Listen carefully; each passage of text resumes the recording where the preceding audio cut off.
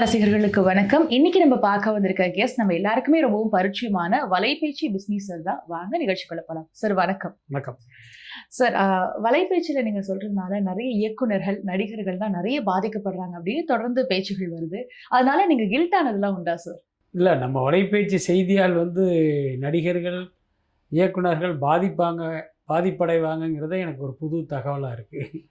வலைபேச்சுங்கிறது ஒரு செய்தி YouTube channel. நீங்கள் அதை நல்லா உன்னிப்பாக கவனிச்சிங்கன்னா தெரியும். ஒரு மினிமமாக ஒரு 8 to 10 செய்திகள் சொல்லுவோம்.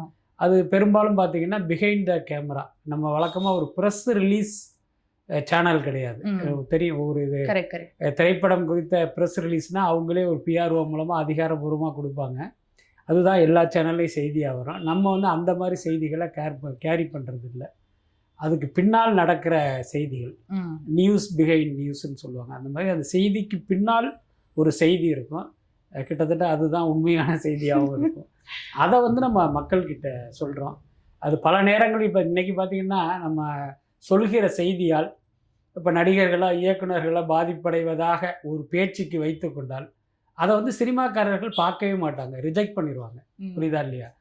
இவங்க அவதூறு பேசுகிறாங்க, என்ன இவங்க சொல்கிறதெல்லாம் பொய் அப்படின்ட்டு இந்த சேனலே நிராகரிச்சிருவாங்க. ஆனால் உண்மை என்னென்னா, திரையுலகில் இருக்கிற ரஜினி, கமல் தொடங்கி விஜய், அஜித் எல்லாருமே பார்க்குற ஒரு சேனல் வலைபேச்சு.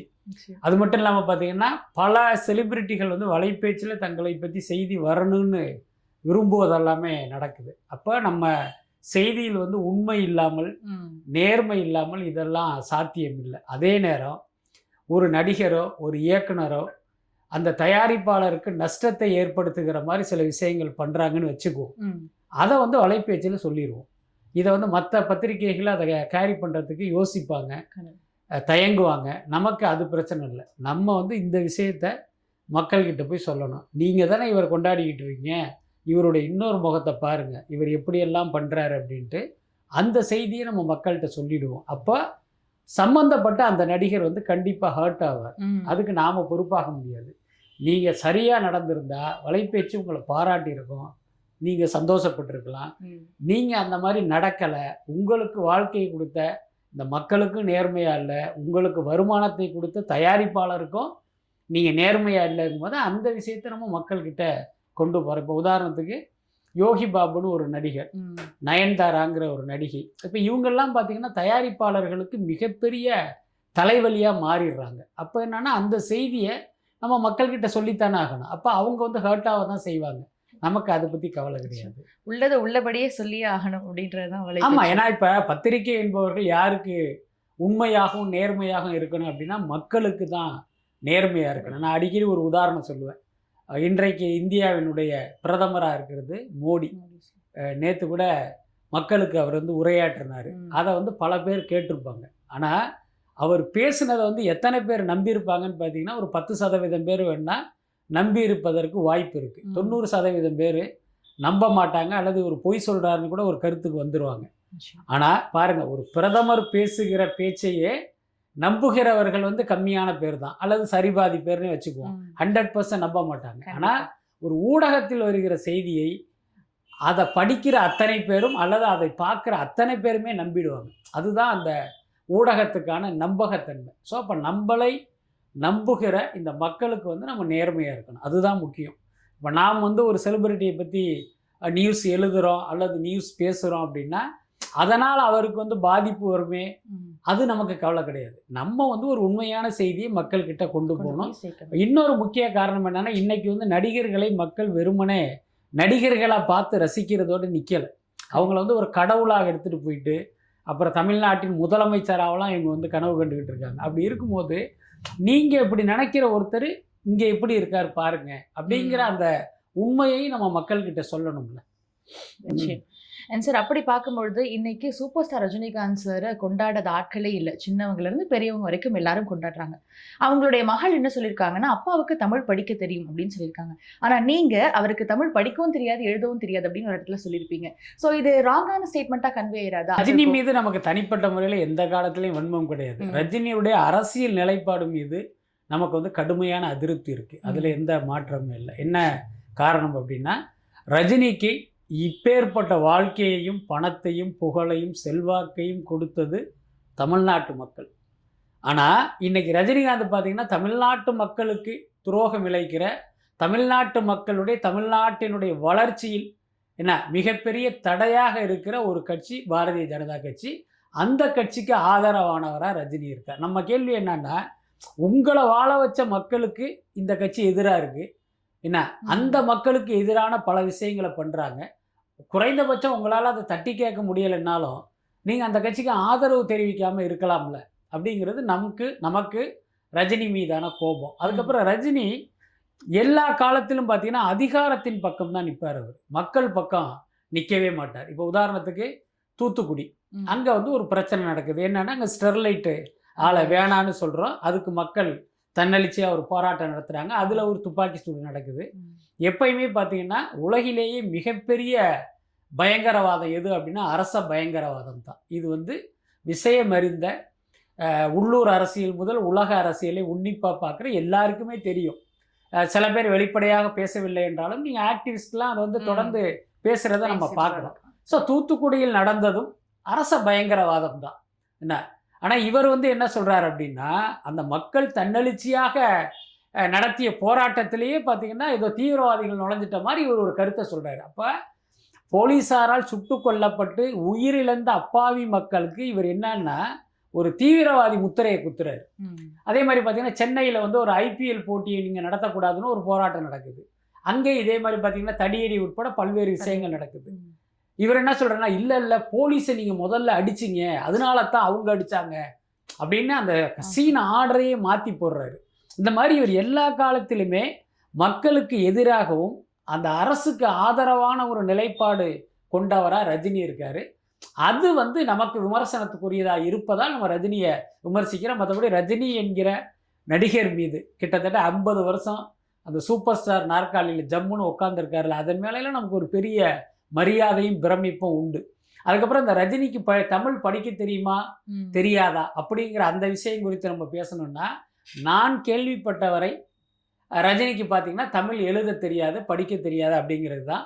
ஒருவேளை அதன் பிறகு அவர் வந்து தமிழ் படிப்பதற்கு கற்றுக்கொள்வதற்கு வாய்ப்பு இருக்குது.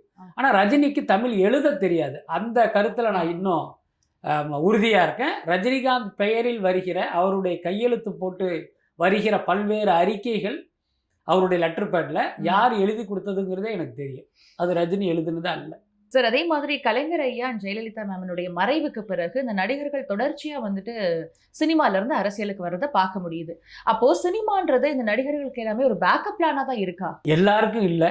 ஆனால் பெரிய அளவில் மக்கள் ஆதரவு பெற்றவர்களுக்கு அந்த மாதிரி ஒரு எண்ணம் வருவதை தவிர்க்க முடியல. நீங்கள் சொன்ன மாதிரி ஜெயலலிதா கருணாநிதி மறைவுக்கு பிறகு மட்டும் இல்லை, ஏற்கனவே அது மாதிரி விஜயகாந்தே அவங்கெல்லாம் உயிரோட இருக்கும்போது தான் அரசியலுக்கு வந்தார். அது இல்லாமல் சரத்குமார் மாதிரியான அந்த சின்ன சின்ன நடிகர்கள் கூட அரசியலுக்கெல்லாம் வந்திருக்காங்க.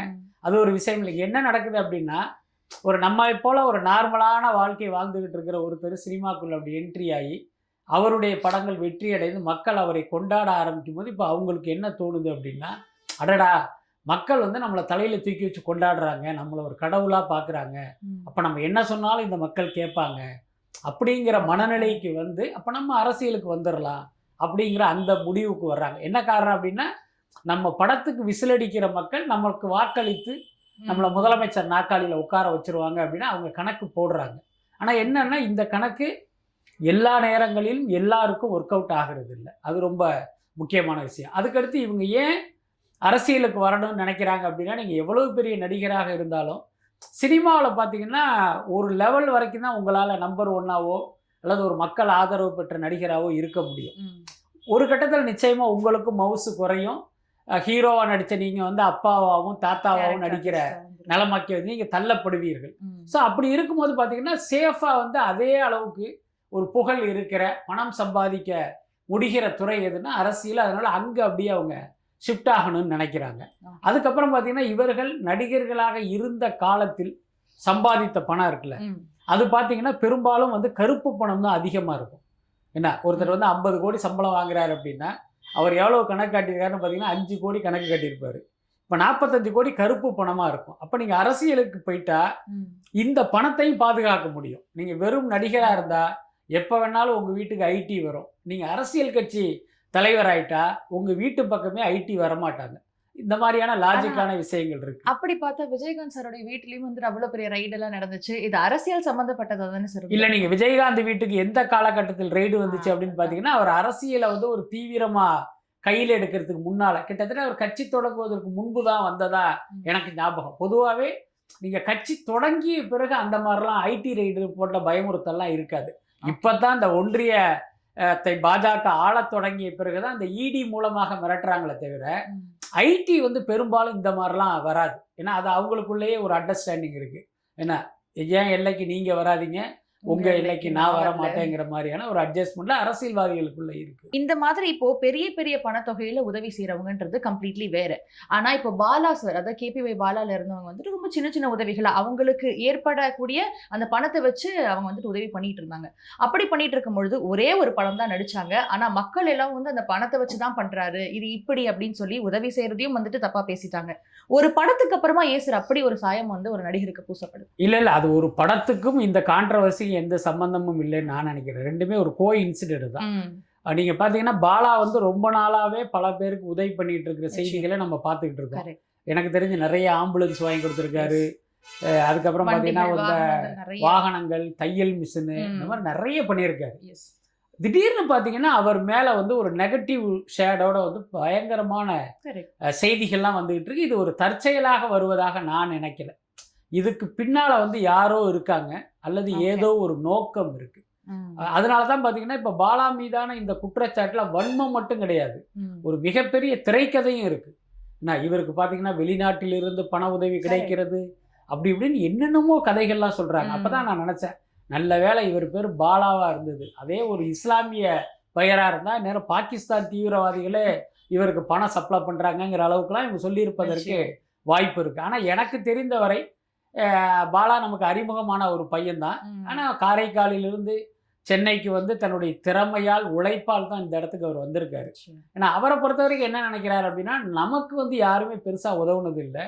அப்படி இருக்கும்போது நமக்கு பணம் கிடைக்குது, அதில் வந்து நான் 80-85% நான் வந்து ஹெல்ப் பண்ணுறதுக்காக, மற்றவங்களுக்கு உதவுவதற்காக நான் ஒதுக்குறேன், அதில் என்ன தப்புன்னு அவர் கேட்குறாரு. அது அவருடைய பார்வையில் சரியான கேள்வி தானே அது.